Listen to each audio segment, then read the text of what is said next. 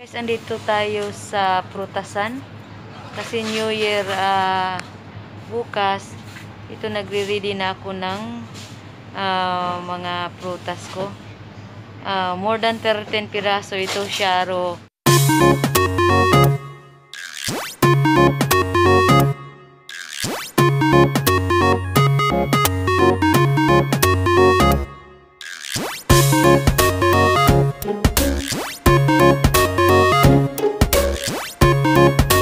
Guys, andito tayo sa prutasan kasi New Year bukas. Ito nagre-ready na ako ng mga prutas ko. More than 13 piraso ito, Sharo. Walang ano kasi sabi nila yung mga bilog-bilog ay pampaswerte. Yung mga ano natin ba na ano yun, palihi. Kahit man marami tayong mga bilog-bilog na prutas na nire-release sa New Year, kung hindi tayo magsisikap at magtrabaho, wala ding useless din. So, ito na ang mga prutas dito. O, yun na. Marami. Dito ako nakabili kasi parang mura dito. Shout out pala sa mga subscribers ko. Subscribers ni GMD na. Happy New Year to everyone. From my family to your family, guys. Ito na yung mga prutas na bibilhin ko. Yung apple. Apple na pula. Apple na green. Yan. And green ang ganda yung ito yung mangga. Avocado. At saka may guava din dito. Mga malalaki. Saka maganda din yung masarap din yung mga ano dito, avocado. Ito, buongon, suha. Ito yung mga malalaking orange. Parang hindi siya, ewan ko kung pangalan yan. Ito hindi ko alam kung anong pangalan nito, pero parang bibili lang ako ng isa. Titikman ko lang. Yan ang mga suha. Biasong, at saka orange. Portokali. Chinese lemon dito is ano, Chinese lemon. Seedless grapes. Ito parang lumboy. Kung sa Pilipinas ay lumboy yan. May ano, ito seedless ito. Green na grapes. Ito seedless din. Ito ang favorito ko, yung seedless. Masarap. Matamis-tamis. Super yummy. Ayan. Ito din ang magandang pang palihi sa New Year, kahit wala yung iba. Maraming mga prutas, guys, para sa akin. Hindi lang 12 plus 1 ang dapat ihanda sa pag ano ng New Year. Kasi kahit ano man lang ang maano, basta yung makain, wag lang yung hilaw. Kukuha ako nito ng mga 1.5 kilo kasi favorito ko ito. Yung grapes na seedless. Wow. Look.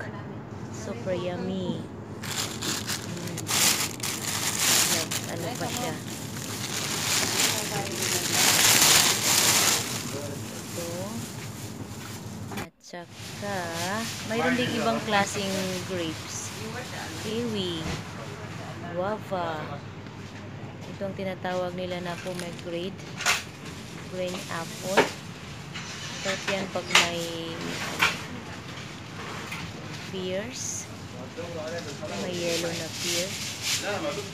Marami, guys, iba't ibang klaseng prutas ang pwede nating ilagay sa pagkainan sa pagsaulog ng New Year. Hindi lang yung ano dyan, 13. More than 13 para sa akin. May sariling, may own feng shui.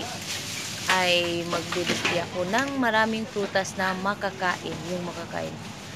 Para sa akin, huwag kayong magpalihi ng hilaw. Yung hindi makakain. Kasi after New Year, hindi mo yan makakain. Itatapon mo lang yan. So, sayang. So, ibig sabihin, tinatapon mo yung blessing, tinatapon mo yung swerte. So, kailangan yung hinog at makain after sa New Year. Makakain natin lahat, walang maitapon.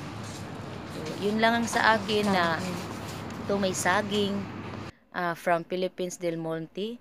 Heto na guys, ang lahat na nabili kong prutas, mahigit 13 kaklase na prutas. Ang pinaka-paborito ko dito ay yung saging at saka grapes. Lahat sila masasarap guys, pero mayroon ka talagang favorite na prutas. Ito, mayroon akong dragon fruit. Yung isang piraso is 500 fils. Mga 80 plus dyan sa Pilipinas or 70 plus ang isa. Ito na yung seedless na grapes. At saka mga apples, strawberry, kiwi, at itong tinatawag nila na peaches. Ewan ko. May bigas ako guys at saka yung coins. Meaning to say na kailangan na hindi maubos yung bigas mo at saka yung coins kahit kailangan na may pambili tayo ng asin. So, yung iba hindi magpalihi ng coins kasi coins lang. Ito na guys. Yung pinya maraming mata. Ang ibig sabihin yan ay front, back, and side by side. Makita mo kung anong mga bad vibes mo dyan. Ito na kahit wala akong lechon, at least may mga dahon yung pinya ko. Yun ang pinaka-importante guys. Kahit wala akong handa, kahit walang mga masasarap na pagkain, ang importante ay healthy at saka mayroon din kunting pera, hindi naman nagmamayabang. Ang importante ay ito palihi, ito na yung nakasanayan natin na magdi-display tayo ng mga palihi natin, lalong-lalo na yung coming ang New Year. So, ito na ang nabili ko doon sa fruit stand. Binibilang ko guys, mga 16 siguro kapiras klaseng prutas ito. Hindi ko nababanggitin kasi yung iba ay hindi ko sila kilala. Dampot lang akong dampot. Pero alam ko prutas ito.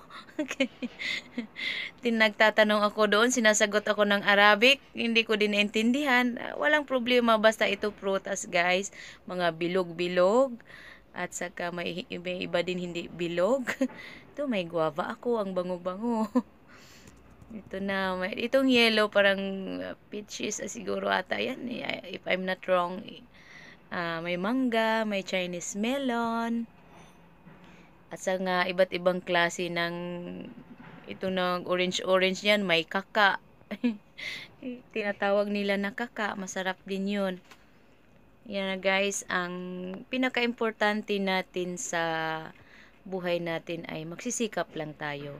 Porkit may mga palihi tayo na mga prutas, may darating na tayo na blessing, no. So, kailangan tayong magsumikap, magtrabaho, hindi lang pahiga-higa, para darating yung blessing. Ito na yung tinatawag ko, ang alamat ng pinya ko na namumulaklak, namumunga ng salapi. Thank you so much for the blessing. And goodbye 2020 and welcome 2021. A bountiful and fruitful new year to everyone, from my family to your family. Bye-bye, guys. Thank you for watching.